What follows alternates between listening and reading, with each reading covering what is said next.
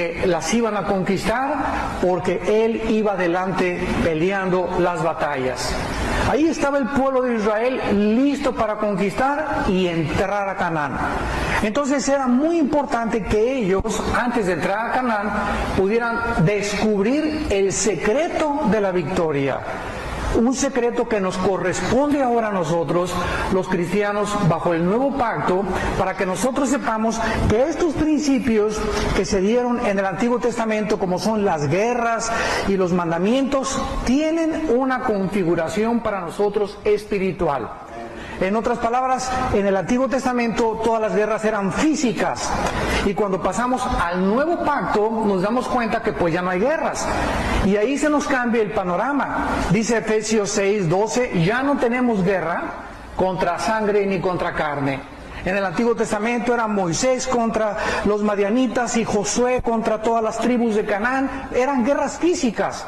Y en el Nuevo Testamento dejamos ya de pelear contra nadie. La lucha ya no es contra comunistas, contra ateos, contra agnósticos, contra tu suegra, contra tu primo, contra los que nos persiguen. Ya no es la lucha contra ellos. Tú tienes que entender esto. Ahora nuestra lucha es de carácter espiritual 100%. Y si tú quieres usar las armas terrenales, las armas de la carne para poder vencer tus batallas en el Nuevo Testamento, pues el que te hace algo, pues me la vas a pagar, y te quieres vengar y quieres tomar el curso y el camino que los hombres comúnmente toman, vas a perder la batalla, porque las armas de nuestra milicia no son carnales, sino poderosas en Dios para la destrucción de fortalezas. Entonces, aquí en Deuteronomio nos encontramos al pueblo en la orilla de la tierra de Canaán, y Moisés les tiene que recordar otra vez la ley. No cabe duda que hay millones de personas que viven negando a Dios o la existencia de Dios. Estas personas se clasifican como ateos. Otros dicen que no saben, otros dicen, bueno, yo no sé si creo en Dios. Estos no son ateos, se llaman agnósticos. O sea, no saben o no tienen el conocimiento si Dios existe. O sea, no saben si existe Dios. Eso no es un ateo. Y otras personas dicen que creen en Él, pero sin embargo viven como si no creyeran en Él. Y este mensaje va dirigido a todos ustedes, los que se dicen que siguen a Jesucristo, los que se dicen que siguen a Dios y viven como ateos, porque con sus obras lo niegan y no han encontrado una resurrección espiritual. Por supuesto que los ateos nunca piensan en Dios, es lógico. Y millones de pecadores no quieren pensar en Dios tampoco por causa de la vida de pecado en que viven. Mejor sacan a Dios de la ecuación, porque la sola presencia de Dios o el solo invocar a Dios o el oír a Dios les trae inmediatamente culpa. Entonces, por causa de su vida inmoral, no es que no quieran creer en Dios o que les falte evidencias para creer en Dios, simplemente no les conviene creer en Dios. Yo he encontrado en la mayor parte de los debates que he tenido con ateos, con agnósticos, con escépticos, que estas personas verdaderamente no están buscando evidencias. No me he encontrado un ateo que me diga, yo no creo en Dios porque no tengo evidencias. Hace algunos años hubo uno de esta índole llamado Carlos Sagan, un astrofísico, y esta persona antes de morir dijo, si Dios nos hubiera dejado más evidencias de su existencia, yo hubiera creído en Él. Bueno, a este hombre, ¿verdad?, le faltó estudiar la genética o el genoma humano para darse cuenta que todos los seres humanos traemos en los billones de células en nuestro cuerpo una información. Traemos en cada célula de nuestro cuerpo un código genético hereditario. Traemos información codificada que se llama ADN o ácido desoxirribonucleico. Ahora, si hay información, tiene que haber inteligencia detrás. La información no puede provenir de una explosión del Big Bang. Entonces, el simple hecho que traigamos en cada célula la información para reproducir a otro ser humano nos damos cuenta que es como si fueras caminando por la playa y te encuentras un CD, un disco compacto. Y ahí en ese disco compacto, ¿qué cosa hay, verdad? El disco no pesa nada, pero lo que tiene es la información por dentro. Entonces tú pones ese disco y con un aparato especial y reproduce la información que está ahí. ¿Qué probabilidades existiría si alguien dijera la información que se encuentra en ese disco compacto la hicieron las arenas del mar? O salió un cangrejito y le puso esa información. O una tortuga se hizo ahí popó y salió la información. ¿Qué probabilidades habría de encontrarme un reloj en la calle y decir, bueno, el polvo de la tierra y millones de años pusieron esta maquinaria complicadísima en su lugar para que funcionara de una forma perfecta y de una forma unitaria? ¿Qué probabilidades habría? Habría 10 a la 12ª potencia, o sea, sería imposible poder determinar lógicamente y filosóficamente que algo se hizo de la nada o por accidente cuando vemos información y diseño. Detrás de un cuadro de la Gioconda tiene que haber un pintor, por favor. ¿No vieron 5 changos y se pararon sobre la Gioconda y pintaron la Gioconda? Detrás de la 9ª sinfonía de Beethoven, ¿no se sentaron 6 chimpancés y a través de 5 millones de años compusieron por accidente la 9ª sinfonía de Beethoven? Detrás de un reloj tiene que haber un relojero, de un edificio tiene que haber un ingeniero, un arquitecto, detrás de un zapato tiene que haber un zapatero, detrás de todo lo que existe tiene que haber una causa. Y no podemos decir que en el universo que nos rodea, la perfección, el diseño, la inteligencia, los astros, la composición interna del ser humano es el resultado de un accidente. ¿Qué pasó con los evolucionistas, con los ateos y con los humanistas? Que han querido tratar de determinar el origen del mundo sin tomar en cuenta a Dios. Entonces quieren dar una explicación del mundo. No, venimos de los changos. Venimos de chita, venimos de los monos. Las tortugas se convirtieron después en pájaros, los pájaros en vertebrados o invertebrados, y después el hombre salió también por accidente. ¿Qué cosa más absurda de una forma lógica elemental? Entonces nos encontramos, ¿verdad?, que la Biblia nos ofrece esas evidencias, el universo nos ofrece evidencias, el cuerpo humano tan complicado, los millones de nervios que tenemos en la retina del ojo nada más, los huesos perfectos que tenemos en el oído, los 3 huesos del oído, la lengua, el paladar, cómo comemos la comida, cómo se transforma, bueno, todo es maravillosamente hechos, la forma del cerebro, el desarrollo de los hemisferios derecho y izquierdo del cerebro que controla mi parte derecha del cuerpo. Bueno, podríamos prolongarnos explicando que las evidencias de un creador, de un diseñador inteligente, son innegables. ¿Cómo podemos ahora, ante todo esto, sabiendo, muchos que me escuchan y estamos aquí presentes, después de todo este conocimiento que sabemos ya, además la resurrección de Cristo es la evidencia más grande que Dios existe, ¿cómo podemos cuidarnos de no olvidarnos a Dios? Porque una vez que ya tienes a Cristo y una vez que tú eres cristiano, hay cantidad de personas que en el Antiguo Testamento vieron a Jehová, vieron las plagas en Egipto, vieron los milagros del maná que les mandó Dios, vieron que sus zapatos nunca se gastaron, durante 40 años sus vestidos nunca envejecieron. A pesar de tantos milagros, se olvidaron de Dios. Y dice 1 Corintios 10 que es una advertencia para nosotros, porque podemos nosotros profesar que somos cristianos y que somos evangélicos y que creemos en Dios y que creemos en la Biblia y al mismo tiempo vivir como si realmente Dios no existiera. Entonces, este es el mensaje que va a atravesar nuestro corazón en esta mañana. ¿Cómo podemos cuidarnos de no olvidar a Dios? Vamos a comenzar en el versículo 1, con las primeras advertencias que Moisés le hace a la nación de Israel. Cuidaréis de poner por obra todo mandamiento que yo os ordeno hoy, para que viváis y seáis multiplicados, y entréis y poseáis la tierra que Jehová prometió con juramento a vuestros padres. Y te acordarás de todo el camino por donde te ha traído Jehová tu Dios estos 40 años en el desierto, para afligirte, para probarte, para saber lo que había en tu corazón, si habías de guardar o no sus mandamientos. Y te afligió, y te hizo tener hambre, y te sustentó con maná, comida que no conocías tú, ni tus padres la habían conocido, para hacerte saber que no solo de pan vivirá el hombre, mas de todo lo que sale de la boca de Jehová vivirá el hombre. Tu vestido nunca se envejeció sobre ti, ni el pie se te ha hinchado en estos 40 años.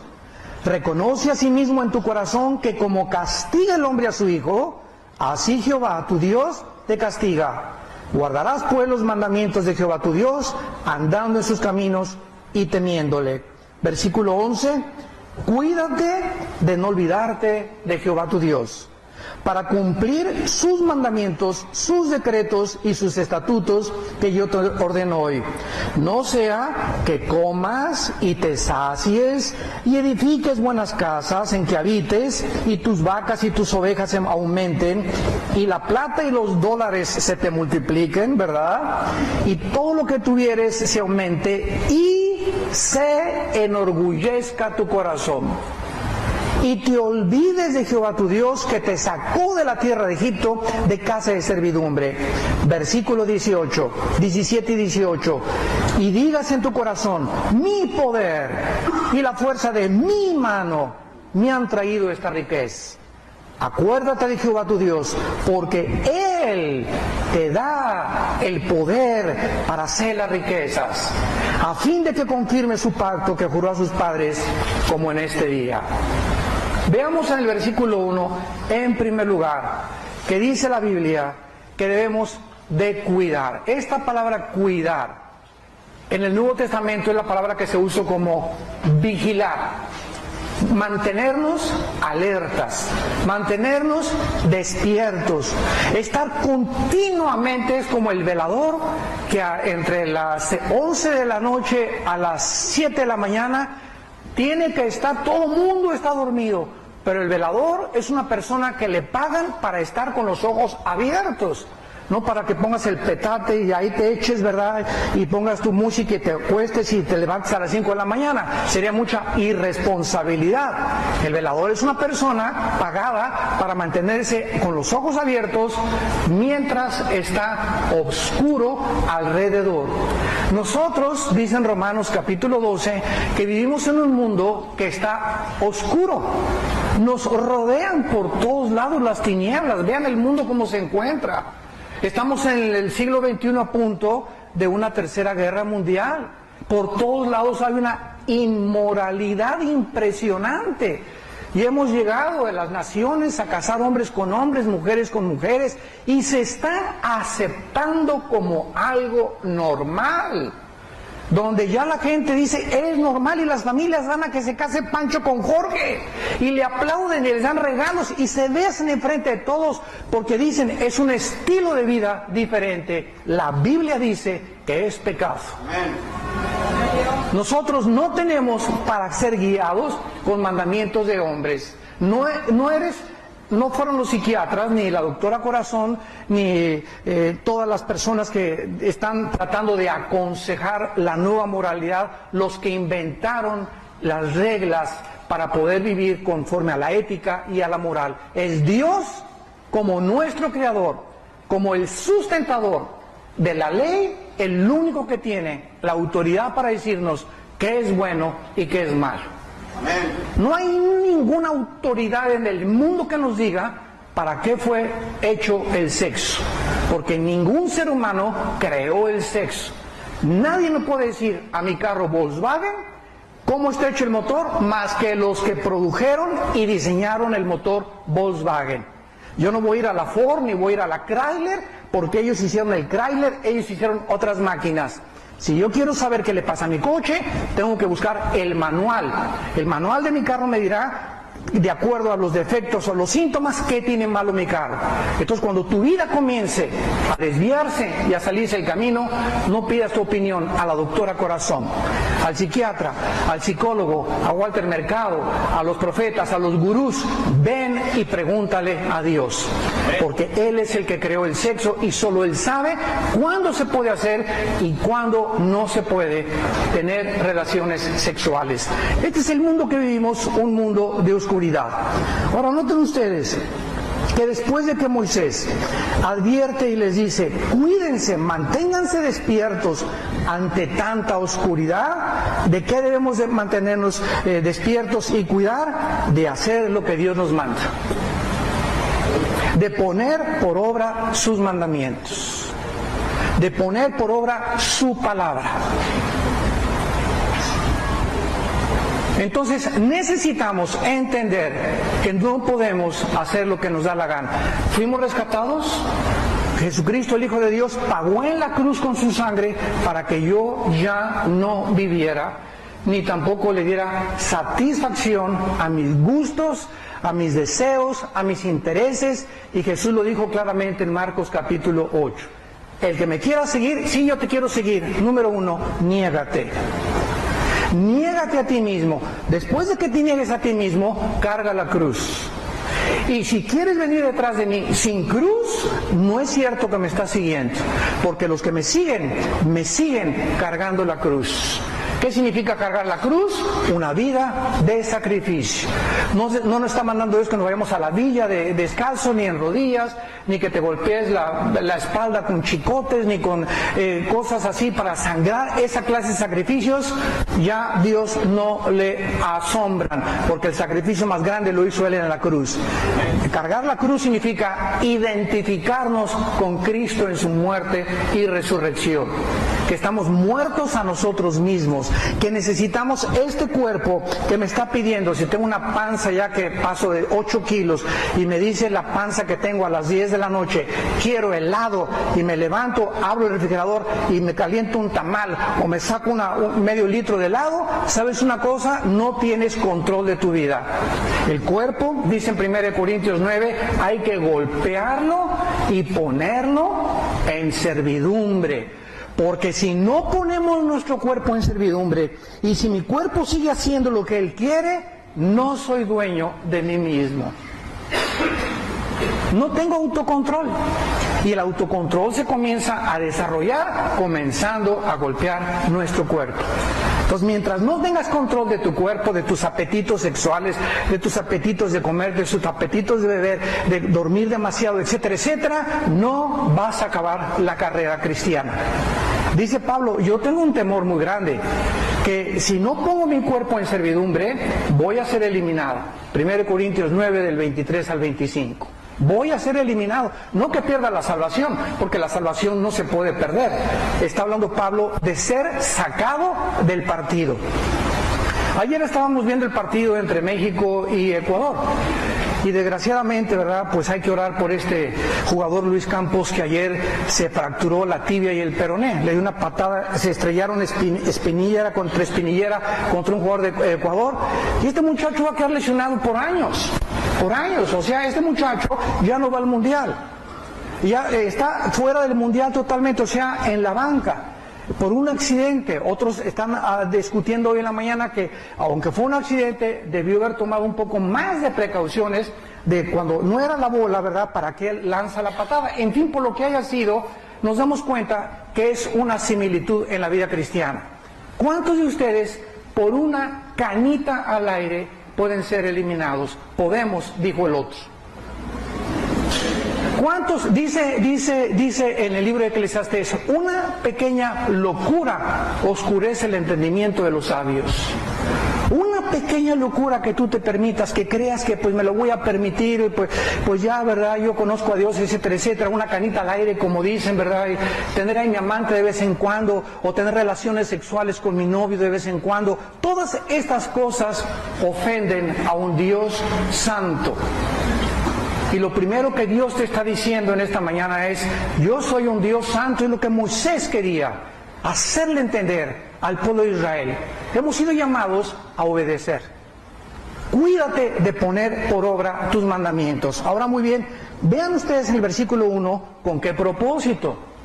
Porque esto es lo precioso de seguir a Dios. Cuando Dios nos dice, no hagas esto, no es una imposición anárquica o arbitraria. Detrás, recuerda esto, detrás de cada mandamiento de Dios se encuentra su sabiduría. Cuando Dios les dice a los jóvenes, no tengas relaciones sexuales hasta que te cases, la reacción es, Dios no quiere que me divierta, Dios no me ama, Dios no quiere que experimente el placer. Además, mi novio me dijo que teníamos que probar antes de casarnos. Entonces viene todo este razonamiento de la mente humana carnal, y el justo fue llamado a obedecer lo que está escrito y no los consejos del mundo tampoco. Entonces la palabra de Dios choca contra la conducta, choca contra las opiniones, contra las filosofías, contra los sistemas y ideas del mundo, de doctores y psiquiatras. Lo que tú me digas, si no es cristiano, no lo escuches. Ni a tu comadre ni a tu suegra, si no es cristiana, cuídate de sus consejos. Porque el consejo tiene que venir de Dios. Entonces, lo primero que nos dice Dios es, si tú haces y obedeces mi palabra, lo que está aquí escrito, vas a vivir para que vivas. Número 1, apúntalo. La primera promesa que Dios nos da es que cuando obedecemos lo que Él dice, vamos a comenzar a vivir.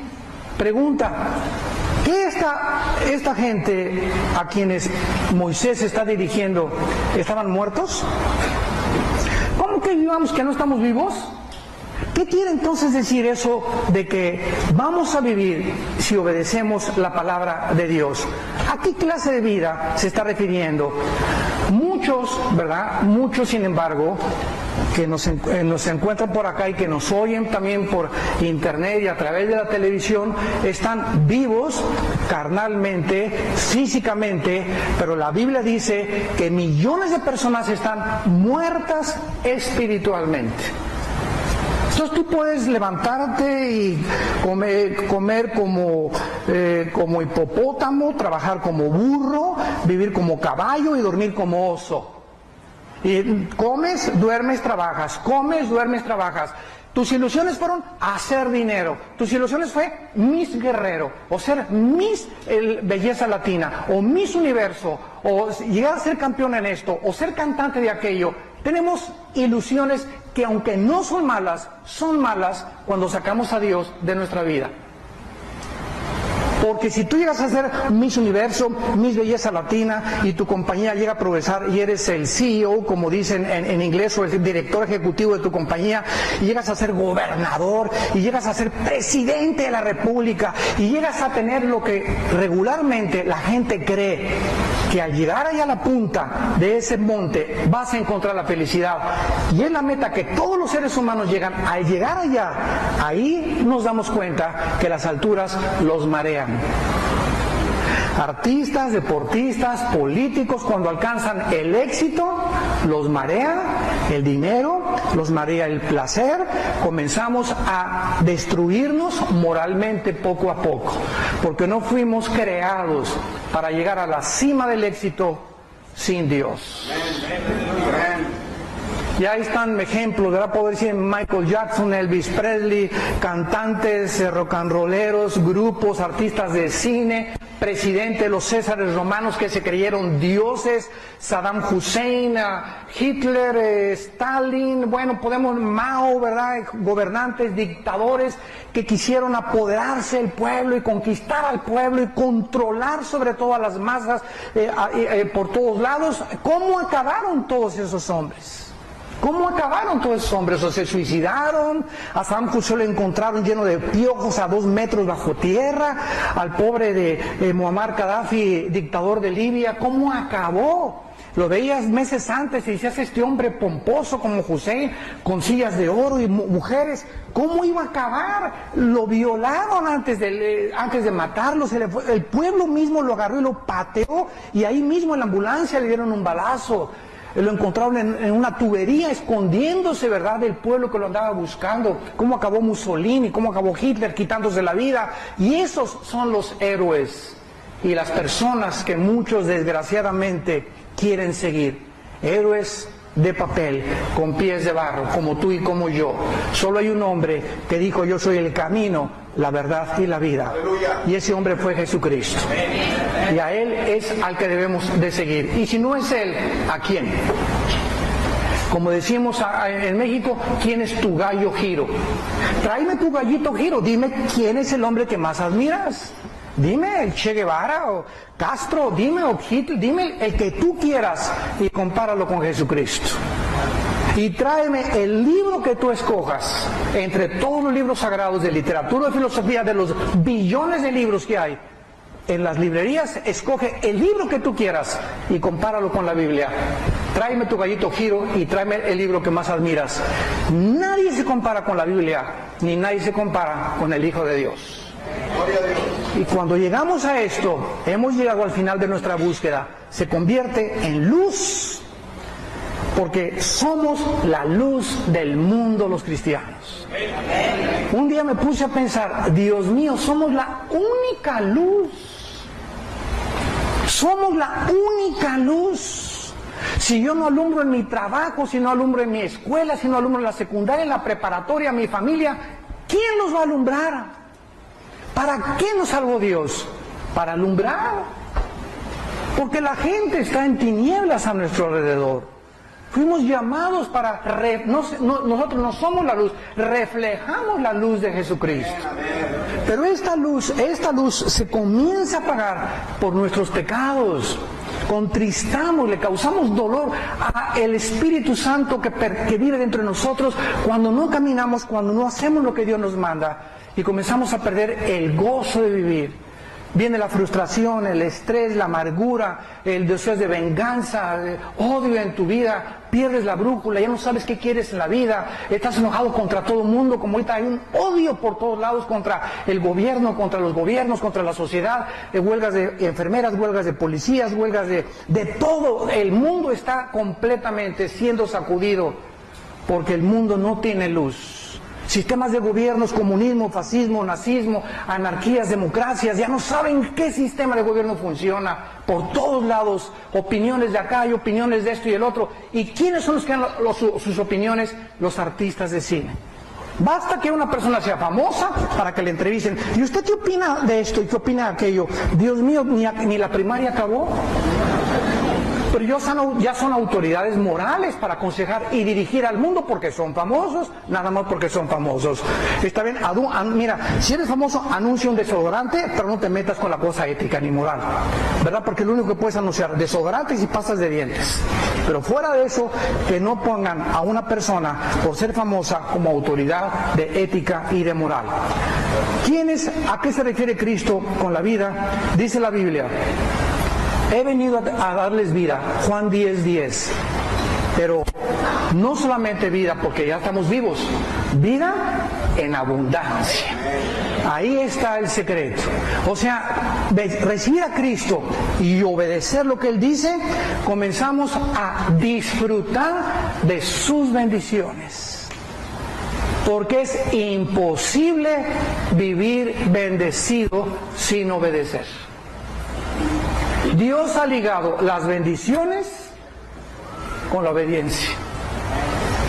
¿Por qué no me va bien en el negocio, hermano? Pues porque le estás robando, eres un ladrón. No, yo no he robado a nadie. Le estás robando a Dios con tus ofrendas. ¿Por qué me va mal en matrimonio? ¿Por qué andas mirando a otras chavas que no son tu esposa y Dios está maldiciendo tu matrimonio? ¿Por qué me va mal en mi casa, en mi familia? Porque tus hijos no conocen a Jesucristo. ¿Y por qué me va mal y tengo enfermedades sexuales? ¿Y por qué me va mal y tengo disfunción eréctil? O hay hombres a los 40, 50 años de edad que ya no funcionan sexualmente.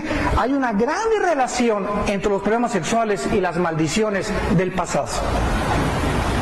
Todos los hombres, escúchenme esto, todos los hombres que abusan de las mujeres son maldecidos por Dios. Porque si alguien odia a Satanás, es a la mujer. Porque desde el principio fue nuestra mamá Eva por la cual el pecado, ¿verdad?, comenzó a entrar al mundo.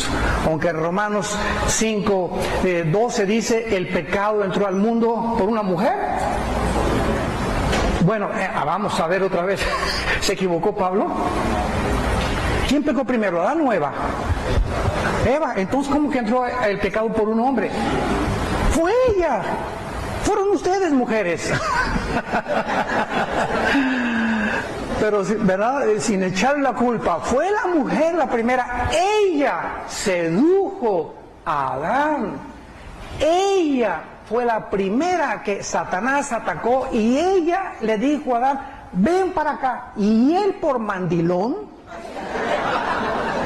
porque no se puede amar de otra manera, ¿verdad? Él por mandilón, china, mochito, mi nena, y se comió, ¿verdad?, el fruto prohibido y el pecado entró. Entonces, ¿por qué? Si fue la mujer, ¿por qué dice en Romanos 5:12 que el pecado entró al mundo por un hombre? Simplemente porque entró por mujer, escúchenme con mucho cuidado, pero se transmite a través de la semilla del hombre. Porque el hombre es el poseedor y el que tiene la semilla. La palabra semilla en el hebreo es sera, con Z, y en el griego es esperma. Qué interesante, ¿verdad? Después de miles de años que han pasado, la Biblia tenía razón. ¿Y cómo nos abre el panorama? Ahora que se descubrió el proyecto del genoma humano, comenzamos a entender tantas cosas de la Biblia.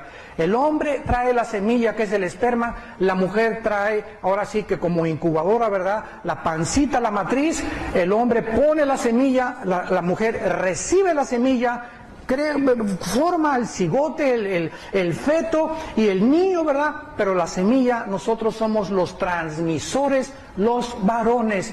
Entonces, el pecado entró por una mujer, pero fue transmitido, dice, el pecado entró al mundo. No le echa la culpa a la mujer, sino que la transmisión del pecado, así el pecado pasó por todos los hombres, por cuanto todos pecamos. En otras palabras, traemos en el esperma, escuchen, traemos en el ADN. Ahora ya estamos científicamente hablando y lo entendemos. En el ADN, en nuestra constitución del genoma humano, que es la composición de todo el ADN del cuerpo, ahí viene algo descompuesto desde hace miles de años. Y cuando Cristo entra a mi vida, Él comienza a tratar de reparar poco a poco lo que se descompuso con la entrada del fruto prohibido en la primer pareja humana. Y esto es interesante porque el otro día me puse a pensar, bueno, ¿qué tenía la manzana? Si es que era manzana, porque no dice que era manzana, ¿verdad? Pero bueno, es que la manzana o mango, si estamos en Acapulco fue mango. Como le quieran llamar, ¿verdad? La fruta que haya sido. Pero ¿qué tenía la fruta, no? Entonces me puse a pensar, qué interesante que la mayor parte de las drogas vienen de las plantas. ¿No se habían puesto a pensar en eso? La mayor parte de las drogas vienen de las plantas. Y también la mayor parte de las cosas curativas provienen de la naturaleza. Entonces, algo tenía que mareó a Adán y Eva y me cuentan mucha gente que probaron el LSD en la tiempo de los hippies, que es la dietilamida de ácido lisérgico, el LSD famoso, que los Beatles fueron los primeros en experimentar con esta droga. Me cuentan muchos ex-hippiosos que se aventaban el viaje del LSD y de repente sentían que se les abrían capas en el cerebro y comenzaban a ver así el mundo raro, veían a la gente y sabían lo que la gente estaba pensando, como que ese ácido, esa droga, despierta capacidades que se perdieron en la caída que Adán tenía y que ahora el diablo usa a través de las drogas prohibidas por Dios. Pero ¿de qué forma? ¿Cuántas drogas? ¿Cuántas plantas? El famoso toloache, los peyotes de Doña Sabina de Oaxaca, muchos de ustedes se empellotaron, ¿verdad?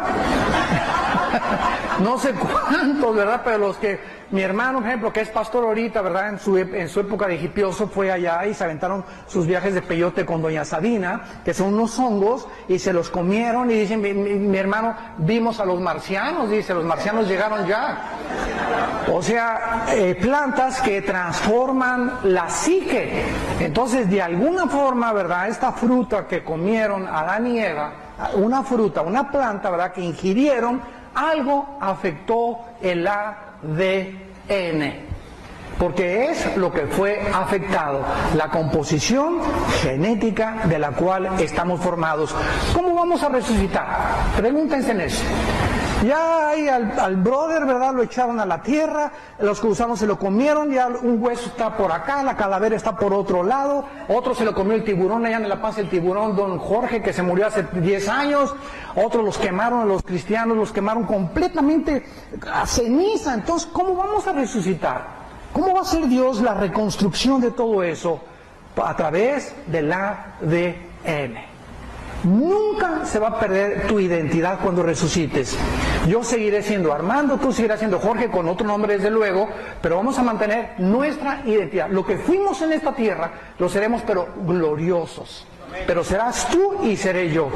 Y cuando estamos en el cielo, voy a poder decir, ahí está Conchita, ahí está Jorge, ahí está Carmelita, ahí está Dan, ahí está Pablo. ¿Cómo lo vamos a saber si jamás conocí a Pablo?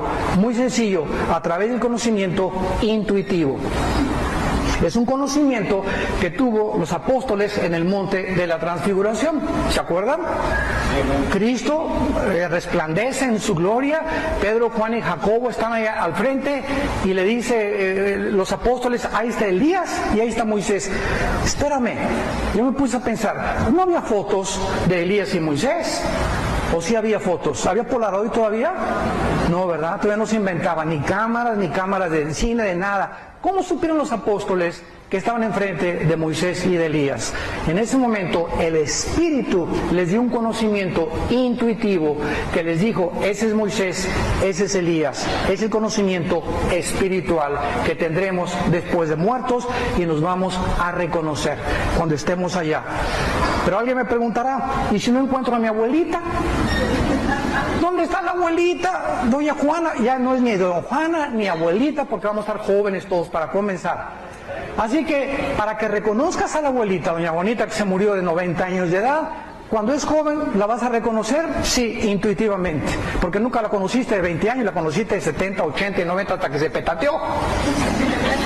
Entonces es maravilloso que la Biblia nos ofrece las respuestas a todas las interrogantes, a los misterios de la vida que Dios se ha agradado revelarnos y mostrarnos que esto es lo que Dios tiene para los que le aman. Cosas que ojos no vieron, ni oídos oyeron, ni han subido en el corazón. 1 Corintios 2:10 son las que Dios tiene reservadas para los que le aman, para los que obedecen lo que aquí está escrito. ¿Y qué pasa? Comienzas a vivir. Te levantas en la mañana, alabaré, alabaré, alabaré a mi Señor. Y no te levantas. Cálmate, dinosaurio. ¿Cuántos se levantan así, verdad? Y echando bronca y por aquí, por allá. Y, ¿por qué, verdad? Porque no tiene, o sea, y estás tú con una jetota todo el día de este tamaño. Y mujeres igual, hombres y mujeres también, ¿verdad? Entras a la iglesia y ves algunas caras y dices, Dios mío, mándelos de celador a la prisión. Con esa cara asustas, digo, ahí en la prisión necesitas de celador y de guardián, ¿verdad? Que te mandan a la penitenciaría o algún cerezo a cuidar a los presos, pero con esa cara no vengas a la iglesia. ¿Por qué? ¿Por qué la tienes así? Porque no tienes vida. Porque no transmites nada, estás muerto con una cara así, ¿verdad? De cucaracha híbrida.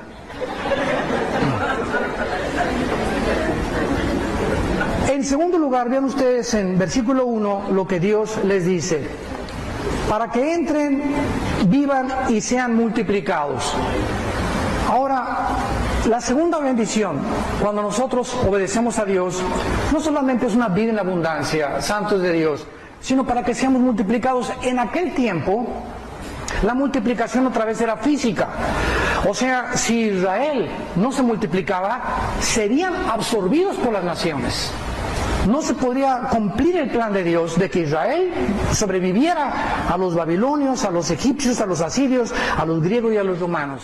Tenían que crecer, tenían que multiplicarse, pero estaba basado en la obediencia a su palabra. Ahora lo trasladamos al Nuevo Testamento y Dios nos ha llamado no solamente que nos va a bendecir dándonos vida, sino que también vamos a poder multiplicarnos espiritualmente. En otras palabras, fuimos llamados para reproducirnos espiritualmente. Mi pregunta es la siguiente: desde que tú te convertiste, ¿cuántas personas has ganado para Jesucristo? No me conteste nadie, ni levante la mano, ni los que nos oyen también. Desde que tú te convertiste, haz esta pregunta honestamente: ¿cuántas personas has ganado, has guiado, les has dicho, los has llevado en una oración para que acepten a Jesucristo como su Señor y Salvador? No levanten la mano. ¿A cuántas personas? Y si viene Cristo hoy en la noche en el arrebatamiento de la iglesia, lo primero que te va a decir es: ¿te acuerdas para qué te puse? Juan 15, para que dieras fruto. Y un solo fruto no encuentro en tu vida. ¿Y cuál es el fruto? La reproducción espiritual. Reproducirnos espiritualmente. Me serán testigos cuando el Espíritu Santo venga sobre ustedes. ¿A quién le has dado testimonio de que Él es Dios, de que Él es Cristo? ¿Sabes compartir el plan de salvación? ¿Sabes hablarle a tu abuelita, a un mormón, a un ateo, a un agnóstico, a un testigo de Jehová, a una de la ciencia cristiana, a las sectas por todos lados, a un hindú, a un musulmán? ¿Sabes compartir la palabra de Dios? ¿Conoces las armas con las cuales ellos se defienden? Cuando tenemos nosotros la espada del Espíritu en la mañana, rebatiendo argumentos y toda altivez que se levanta contra el conocimiento de Dios y llevando cautivo todo pensamiento a la obediencia a Cristo Jesús. Cuando tenemos el arma más poderosa que existe, la palabra de Dios, para deshacer cualquier sistema de pensamiento. Pero ¿por qué no la usas? ¿Por qué no eres diestro? Viene un mormón y te hace pum, pum, pum, y ni siquiera sabes cómo defenderte, ni qué contestarle. No sabes, no tienes destreza en la palabra de Dios. En primer lugar, no te discipulas, no vas a Romanos aquí los jueves, no vas a los estudios a la iglesia que tú pertenezcas, te conformas el domingo con venir una torta milanesa que te da el pastor aquí en la predicación, y es todo tu alimento de la semana. De lunes a sábado nunca abres la Biblia. Déjame decirte, no puede haber vida espiritual en tu vida. Estás vivo físicamente, pero estás muerto espiritualmente. Necesitas a Cristo en tu corazón. Y cobrar la conciencia que esto no es una religión, esto es una relación. He venido para que tengan vida, y esta es la vida eterna: que me conozcan, dice Jesucristo, Juan 17:3, que conozcan a mi Padre, que me conozcan a mí, para que tengas una relación personal conmigo. Y esto se compara con el matrimonio. Si alguien me dice ahorita, para que me entiendas, ¿conoce usted al rey Juan Carlos de España? Yo contesto, sí lo conozco en las revistas, lo he visto en la televisión. Pero si me dicen, ¿lo conoces personalmente? No, nunca le he saludado, ¿verdad? Bueno, hay otros que lo he saludado y punto. Pero ¿quién conoce íntimamente al rey Juan Carlos de España? Su esposa. Desayuna con él, come con él, cena con él y se acuesta con él. Entonces, así hay mucha gente que le dices, ¿crees en Dios? Sí. Y la segunda pregunta es, ¿en cuál Dios? Los griegos tenían millones de dioses. El diablo no es ateo, Virgen de la Macarena. El diablo no es ateo. Dice la Biblia en Santiago 2 que los demonios creen. Y los primeros que identificaron a Cristo cuando vino al mundo fueron los demonios. Tú eres el Cristo, le dijeron, tú eres el Hijo de Dios. Pero ellos no hacen la voluntad de Dios. ¿Te das cuenta? Yo sí creo, Cristo, que su mamá fue la Virgen María, que nació en Belén, y es todo lo que sé de Cristo, pero no tengo una relación personal con Él todos los días. Y el matrimonio, ¿verdad? Te casaste y tu esposa puede decir, bueno, mira, Pancho, tengo un abrigo de mink que me compraste, y tengo joyas, y tengo aretes, y tengo estas cosas, y en 20 años que tenemos de casados, nunca hemos pasado tiempo juntos, nunca me has dicho qué hay en tu corazón, o sea, me casé y gracias por todos los regalos que me das, pero nos casamos para tener comunión, para tratar de comunicarnos uno al otro. La comunicación es el ingrediente más importante en un matrimonio, la comunicación. Cuando en un matrimonio se rompe la comunicación, se levanta una barrera en la que comenzamos a separarnos, y si pasan los días y no te comunicas, se hace más grande la barrera hasta que llega la indiferencia. Y muchos que me escuchan están casados, pero están divorciados hace muchos años emocionalmente. Viven juntos bajo un techo, ¿verdad? Aquella cacarea como la gallina y el otro ruge como el dinosaurio. Pero ninguno de los dos tiene una relación personal. Y así es con Cristo. ¿Qué es el cristiano? No es venir solamente y persinarnos el domingo, que me echan agua bendita, el miércoles de ceniza, cumplir con los ritos. Es diario en la mañana, a levantarme, antes de acostarme, a abrir este santo libro, comenzar a leer la Biblia, comenzar los Salmos, Proverbios, el Evangelio de Juan, a cerrar mis ojos. Padre Santo que estás en el cielo, gracias, soy tu hijo, dirígeme, mi hija está en malos pasos, mi esposo me dio un planchazo anoche, dame el poder, no quiero amargarme contra él, perdónalo, Señor. Y esa es la vida cristiana. Comenzamos a echar toda nuestra ansiedad sobre él, porque él tiene cuidado de nosotros. Ya no los hay cargando con la mochila pesada de los pecados. Mi hija, mi hijo, mi esposo. No, a la cruz vengo, Señor, mira, ahí te va, Señor, lo de ayer. Ahí te va esta carga que trae. Mira, mi hija me está pesando mucho. Ahí te va, Señor. ¿Te la quieres llevar? Llévatela. Que lo metan a la cárcel, que lo metan a la cárcel. Yo no lo crié, yo no voy a cambiar a nadie. No puedo cambiar a nadie. Señor, ahí te va mi carga. A eso vino Cristo, a cargar lo que nosotros no podemos cargar. Lo que nosotros no podemos solucionar. Quisiéramos cambiar la vida de nuestros hijos y cambiar la vida de nuestro matrimonio y cambiar la vida de mi suegra. Y él, ay, mi suegra no se convierte. ¿Por qué no se convierte y que se condene? Déjala que se condene. Pues ahora sí. Decía mi abuela, su dicha y su gusto. Yo no voy a estar, yo voy a mantener mi gozo, Señor, y ya no soy responsable más que de hablarles de Cristo. Me rechazan, ese es su problema de ellos. Pero no traemos la carga y si alguien te quita tu gozo y te quita la alegría de vivir, es por tu incredulidad, porque no crees en las promesas de Dios. Y vemos en penúltimo lugar que Dios nos promete también la tierra prometida.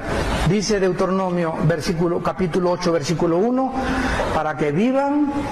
Ya vimos, para que sean multiplicados, y 3, para que entren y posean la tierra que Jehová prometió con juramento a vuestros padres. En el antiguo pacto era física la promesa, entrar a una tierra de Canaán, donde fluía la leche y la miel, donde iban a estar contentos, iba a haber higueras, iban a disfrutar después de conquistar las 7 ciudades. Esa es la promesa, se obedecían a Dios.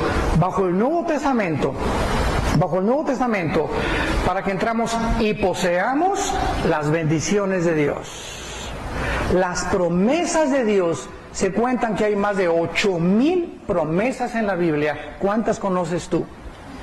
Hay más de 8,000 promesas en la Biblia. ¿Cuántas de esas? Ahora, fíjate, cuando Dios me dice una cosa, te prometo esto, Dios no puede mentir. Dios no puede mentir. Si Él me ha prometido algo, me lo va a cumplir. Y si no me lo ha cumplido, no es por su problema. Hay algo en mi vida que lo está impidiendo bendecirme. Vean ustedes en 2 de Pedro, en el Nuevo Testamento. 2 de Pedro, capítulo 1, versículo 3 y 4. Dice así, 2 de Pedro 1, versículos 3 y 4. Como todas las cosas que pertenecen a la vida y a la piedad nos han sido dadas por su divino poder. Pongan mucha atención. Todas las cosas para la vida cristiana ya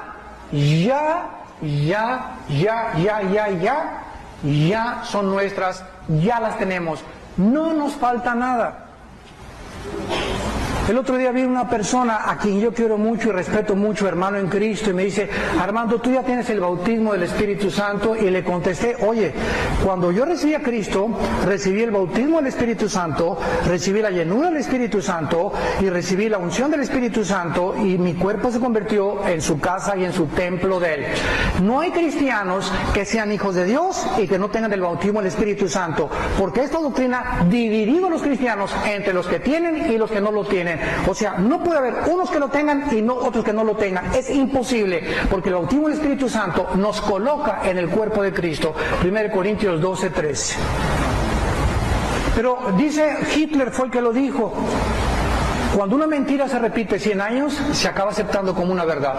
Y se ha repetido esto desde los 70 más o menos. Me acuerdo que fue cuando entró esta doctrina, que ya recibí a Cristo, ya lo recibí, pero te falta el bautismo del Espíritu Santo. Espérame tantito, si me falta algo, entonces no tengo a Cristo. Si me falta el bautismo del Espíritu Santo, entonces no formo parte de Cristo, estoy incompleto. Y la Biblia dice en Colosenses que estamos completos en Él. Y aquí dice que no nos falta nada, que nos ha sido dada todo por su divino poder. Virgen de Lourdes. Pero se dan cuenta cómo la Biblia nos abre los ojos y dice: bueno, entonces ¿por qué me lo enseñaron? Pues te lo enseñaron mal. Te lo enseñaron mal. No puede haber cristianos que tengan algo y que les falte algo. Es imposible. Si eres cristiano tienes el paquete completo, por el amor de Dios. Estamos completos. Ahora lo único que nos falta es desarrollar y crecer en santidad y ser llenos del Espíritu Santo todos los días. Nunca, no existe un solo versículo en el Nuevo Testamento que diga: bautízate con el Espíritu Santo. Dice: sean llenos del Espíritu Santo, que es otra cosa muy diferente. Pero bautizados con el Espíritu Santo, el Espíritu Santo nos coloca, nos funde, nos amalgama en el cuerpo de Cristo y formamos parte de su cuerpo, de su carne y de sus huesos. ¿Por qué? Gracias al bautismo del Espíritu Santo. Pero se hizo como que te falta algo, te falta algo. Y he oído en muchos lugares, desgraciadamente, que dicen: pasen a recibir el bautismo del Espíritu Santo. Oye, entonces hay hermanos en la iglesia incompletos. Yo estoy completo y a ti te falta algo. Espérame, no me falta nada más que crecer en Cristo.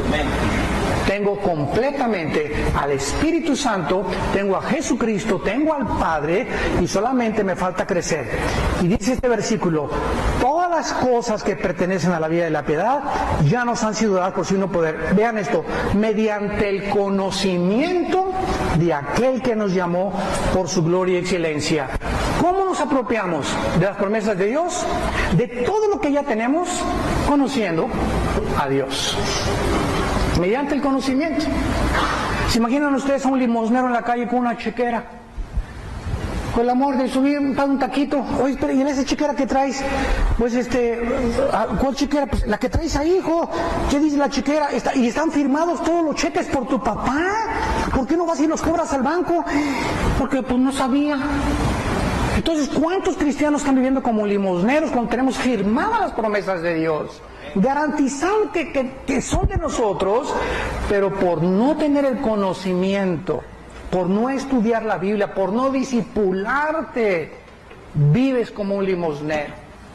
Siempre te hace falta algo y esto y el otro, como perico perro vivo, nunca progreso, siempre...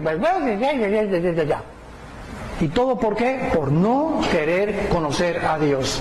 Todo mediante el conocimiento se nos regala. Versículo 4.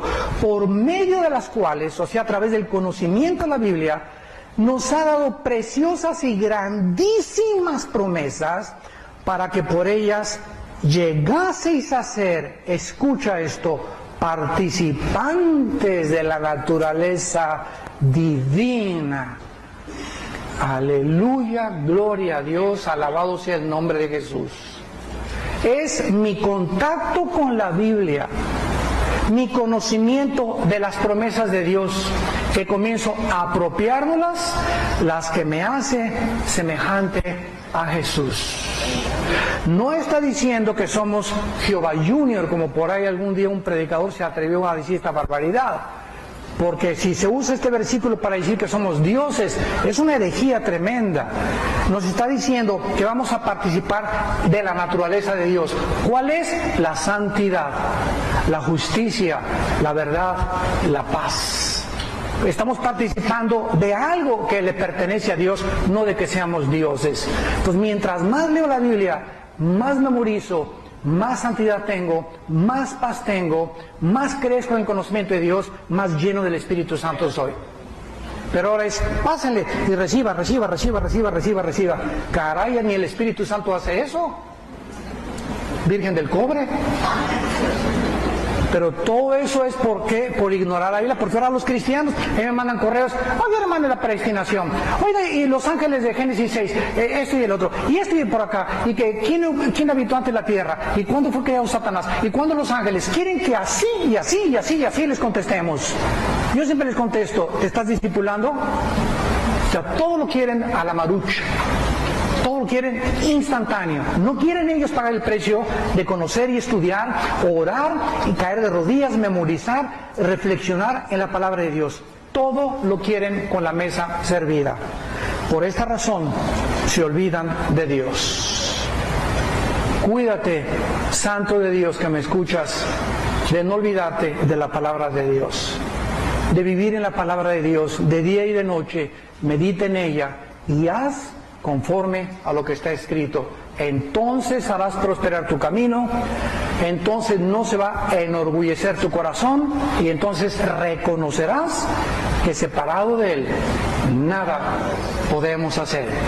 Te damos gracias por tu palabra en esta mañana, Señor. Te damos gracias por tus promesas que nos hacen partícipes de tu naturaleza divina. Te damos gracias del santo llamamiento que nos has hecho a tener comunión con tu santo Hijo Jesucristo.